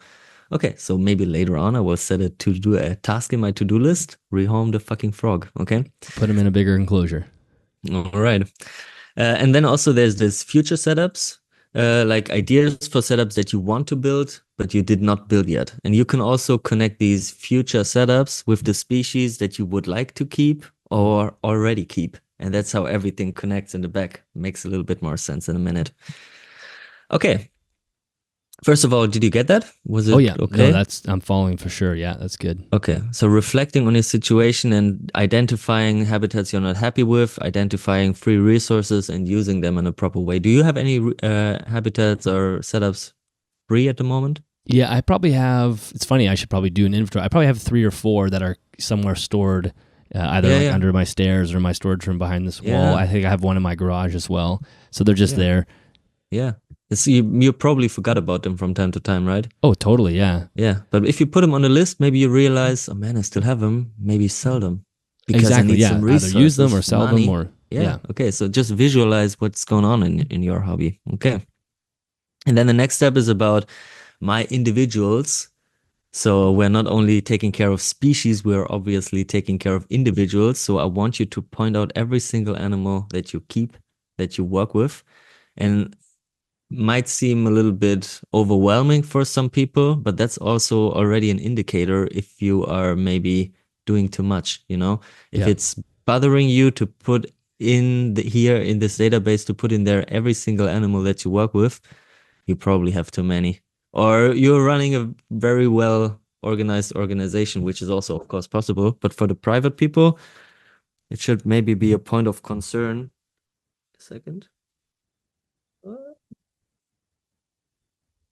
I'm back. It should probably be a point of concern if you have too many animals, individuals that you cannot put in a single database. yeah, Okay. yeah.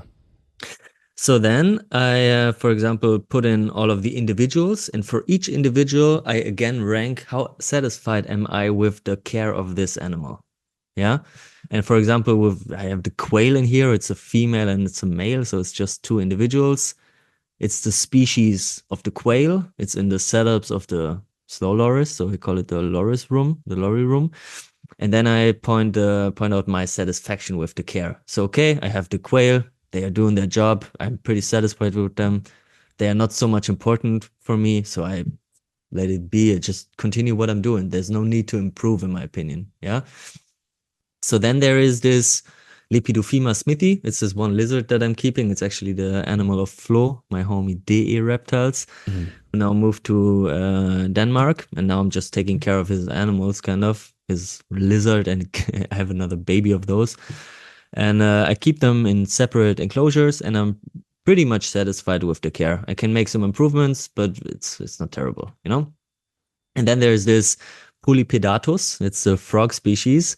It was actually gifted to me from the veterinary university of the city Zagreb in Croatia. And it comes from Vietnam as well. So, and we did a project for the university, and so I didn't want to say no to a present like that. So I took it. You know, it fits in my concept pretty well. But I'm obviously not very satisfied with my care, so I need to do something about it. You know, and that's why later on we will put some task for ourselves. And then also I'm rating the other individuals and my satisfaction with them. Okay. And now it's time for the to-do list.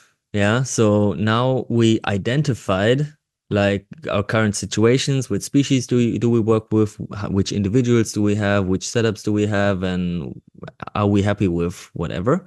And now we want to improve whatever we are not happy with. So I ask you to put all, and I spell it in all caps, all possible adjustments, upgrades to your housing situation, and then categorize them by priority and put in everything that you can think of. And if it's a crazy idea and if it's not really necessary for the moment, just give it a low priority. But so that way you don't forget about it. You know, you can collect your ideas in this to-do list. Yeah. And then you relate this task. For example, oh yeah. For example, I would like to have a feeding plan printed out on paper if I'm ever not at my place so the people can take care of my animals. That's something that I want to do. I think it's pretty much important. And it's a good idea, so I gave it a very high priority. So I will probably take care of making this feeding plan pretty much soon. Yeah. And it's related to my main mammal species because the other animals are just independent, you know? Mm-hmm. And then I have some other adjustments that I want to make. For example, in this one tiny paludarium cube that I spoke about, which houses the frog, I want to fix the waterfall pump. because it's not always working perfectly. And now I gave it a 1-star rating because as I said, I don't care about it so much, but the more I speak about it, the more I feel bad. So I will adjust the rating to super fucking important so that it's done in a minute after the podcast because it's pretty quick to do.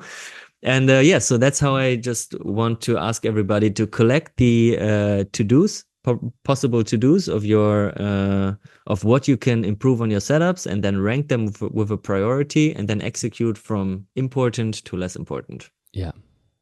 Yeah. And if we do that, and if we continuously work on identifying possible upgrades for our setups, and if we do the things that are important, so if we discipline ourselves not to drift off into the joyful niches of the hobby, but if we do the work, then your situation will get better from day one. That's what I'm sure about. Yes. Yeah, absolutely. I mean, this is probably the first time I've ever seen anyone put together, there's different softwares for tracking basic husbandry, those sort of things, or breeding projects and morphs and whatnot. But I don't think I've seen anybody put the time and the effort together to build a plan for people, a template for people to improve what they're doing and to really keep track of, especially because there's so many people who have so many animals. They probably don't have an inventory of not only what they have, but how they feel about each setup, the spare enclosures, like you had said, the resources when that did they I have feed available. which animal and stuff like that. Exactly. Yeah. So I think this is really, really incredible, and it will give people a better vision of how to take a next step, whether it's buying a new enclosure or going to buy a new animal, or how do you navigate that. And I think one of the issues is it's so easy to get your hands on anything you want that that's not really a barrier anymore. You can just do whatever you want, and that's a danger. Yeah, and that's sometimes, okay, that's another point that I wanted to make.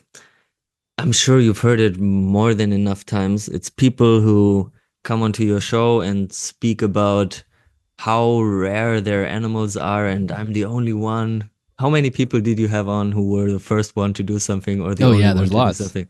Yeah, and with this idea, I think it is, if that is what you do this for, then you probably need the tool more than anybody else, because it makes you reflect on why you do stuff. And a lot of times I have the feeling that people do it also for the ego. Yeah. And first of all, most of the time when I hear people saying that they're working with animals that they are the only ones to do it, the first ones to do it and stuff like that, most of the time it makes me lose a bit of, it seems like they are losing a bit of credibility, because most of the time I just don't believe it, because either I know better, or I have a strong gut feeling that it's just not right what they say. And also, I think that it is not even something that you want to do, like working with the super rare animals and going down that road. Because, for example, I'm super involved with the Slow Loris project, and it is so difficult to find people who you can work with. There is basically no community around them in the private sector. And I can say so much that I know from 9 or 10 years of deep research about whatever is possible in this niche of the slow loris, I found 3 people besides me who work with them in Europe, and one outside of Europe. One outside of the European Union, but inside of Europe still. And out of these, in total, 4 other people. 2 people do not answer messages. You can only speak to them if you visit them in person, just randomly show up. It's even a different country, but I already did that even. And then it's fine, but you cannot really communicate with them by message. One of them is a very difficult character, I want to say. And the other one doesn't come from the European Union, so it's very hard to export animals. They make a transfer. And the total amount of the animals, it's so low that nobody wants to give away anything, so there's basically no market for them. And I feel like I'm kind of stuck in this situation, and so I feel the pain so much that I think everybody who says, yeah, I'm the only one, I feel a little bit insulted, because the people aren't most of the time not the only one, and it's not even something to be proud of. It's actually kind of a shame to have these amazing animals and not be able to build a small community of very passionate people around them, because there is just no stock, or such a little stock.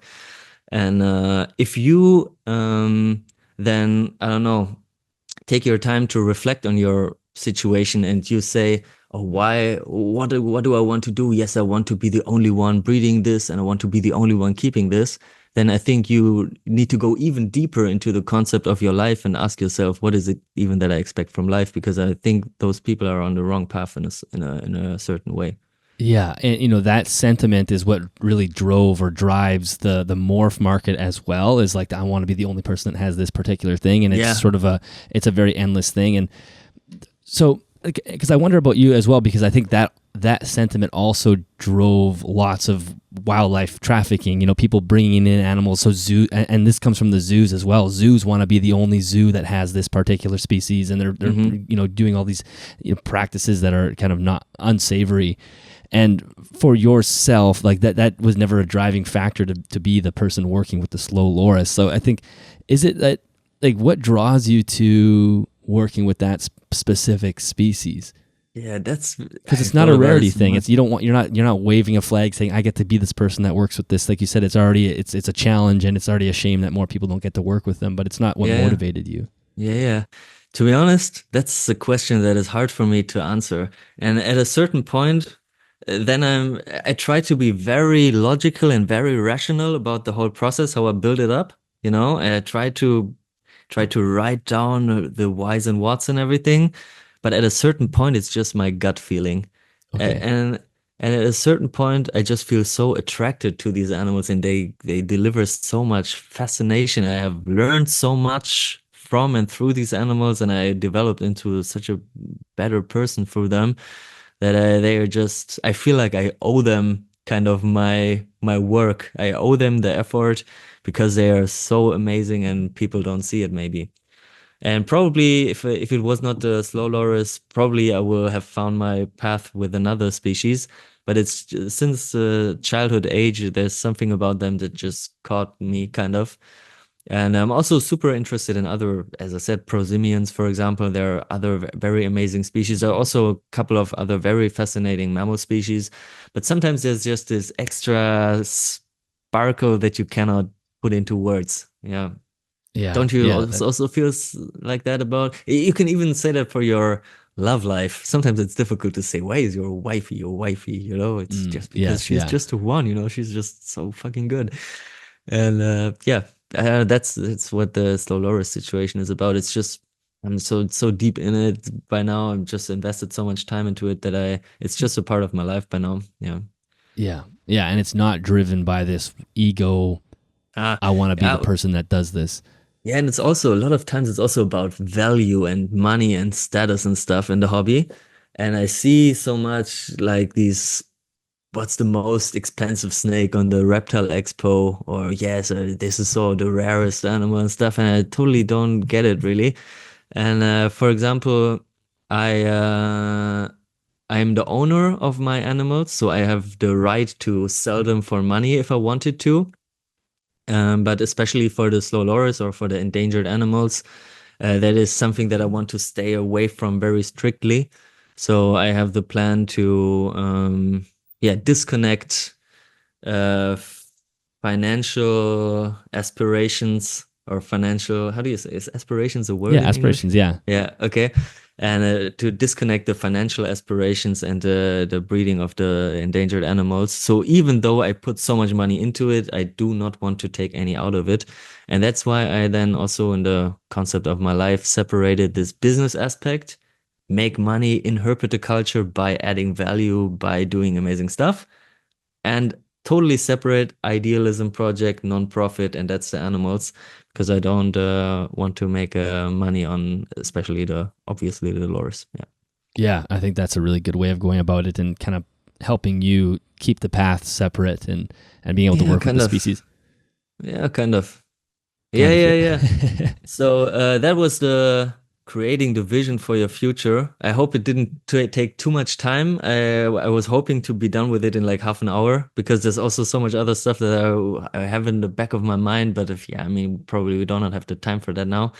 Well, what I But think we should do is we should leave this episode with the vision, because I think it is, and the reason I think it took longer is because it is such an in-depth project, and I think it's so important for people.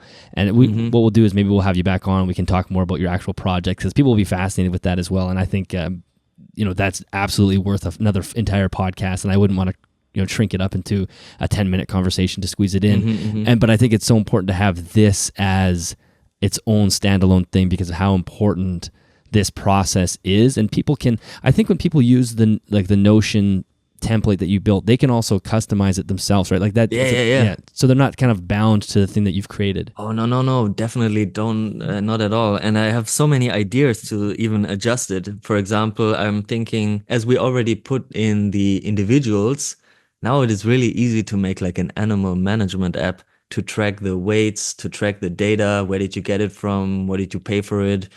How old is it? How is it doing health-wise? Putting in some data from the vet and stuff. It's so easy now with Notion, because now we have the base structure for your whole hobby, kind of. Yes. And there's also much more. You can even integrate a smart home system into Notion and press the buttons and turn on the lights in your setups. That's even possible. So I would like to continue to work on it. So I would like to know, when is the episode going to be published? This one there is one episode that is out, will be out probably later this week or early next week, and then you'll be next. So where are we? We're like you said, it's the 5th or the 6th today.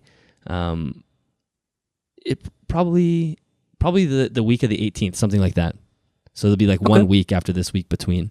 Okay, perfect. Because I will make some adjustments, because especially today and also during our discussion now, I really had some more inputs and some ideas. So I will make some minor or medium adjustments to just make it a little bit even more useful. And then I would like to make it available. And I'm thinking I have a website, and maybe you can just put the link in the description, but it's xanthonycticebus.com. So Xanthonycticebus, that's the scientific genus name of the pygmy loris. And I was super lucky to get the domain, so I needed to take it. Somehow that doesn't seem lucky. It seems like that may have not been a popular. People may have not been jumping to get that one. So we would just put it in the description somewhere. And I'm thinking to make this template available. But then I'm thinking, as we spoke so much about the resources and everything, obviously it took a lot of effort.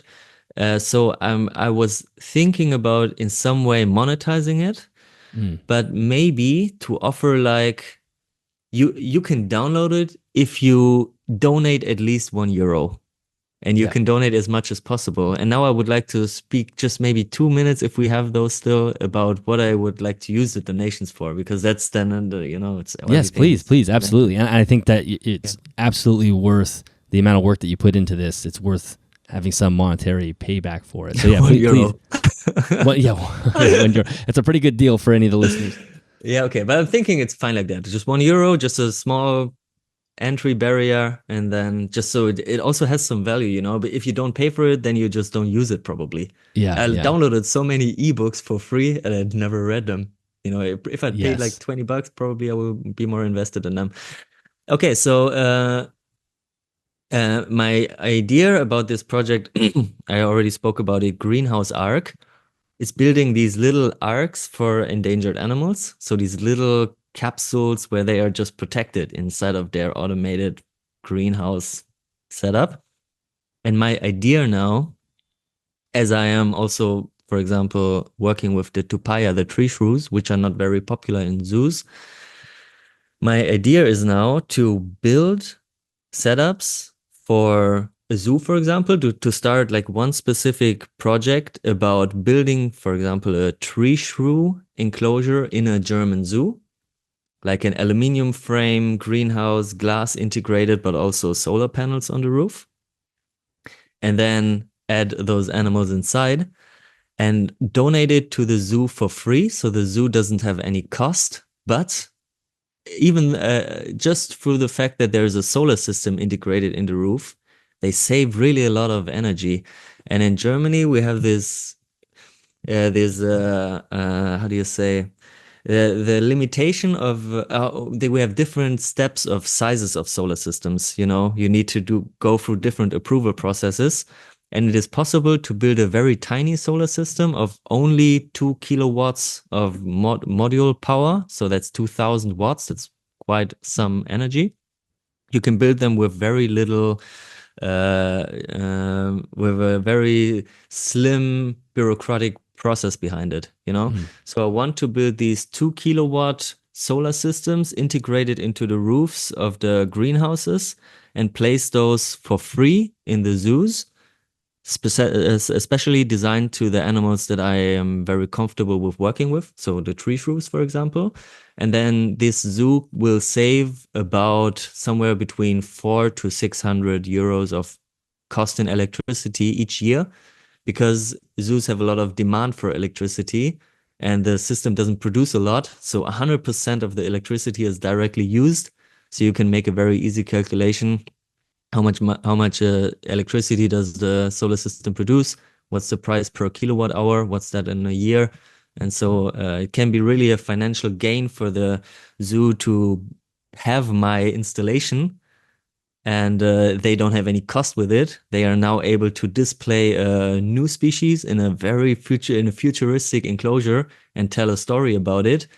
And I want to collect the money because I cannot necessarily afford to build everything just by myself. And I want to collect the money through the projects that I am working on. And I was thinking selling this notion for €1 of a donation or more, and then collecting the money over a couple of months, maybe until the middle of next year, of March of next year or something. And then also running a little campaign in zoos and clubs that I know to get some money. And if I can have even 2,000 euros, that can be incredible. And that's what I would like to use the money for. And I always feel bad about selling something, kind of, because why not give it for free, but I think if the people know what the money can be used for, they have a better understanding of why it is worth it, Well, that, and then plus the value of the actual thing that they're purchasing as well. Yeah, right? okay. Obviously. That's a big part of it as well. They don't necessarily, it's an added benefit to know that you're going to do that with the money as well. Yeah. That's pretty cool. But the fact that you've done all this work on Notion, then it can be implemented into anybody's reptile room and give people a vision, not only for their hobby, but also just for their life in general. And there's a lot of younger people that listen to this that are, between 20 and 30, and maybe they just don't know what direction they're going, or maybe they want to go to school, but they don't know any of those things. This can be a huge benefit to them to help them streamline their goals, essentially. Cool. Yeah, I'm fucking happy that you see it as well. Okay, cool, man. Yeah, that was it, man. Okay, this is awesome, Ben. Thank you so much. Can you please let everybody know, we'll make sure the website's in the show notes as well, but also let everybody know the Instagram page and wherever they can reach out to you and whatnot. Yeah. Okay. You can find me under the name of Unseen Diversity, because I show you the stuff you have not seen before. A huge diversity of stuff, species you don't know, setups you have never seen before, and electrical equipment and stuff like that. So Unseen Diversity, that's my, name on Instagram.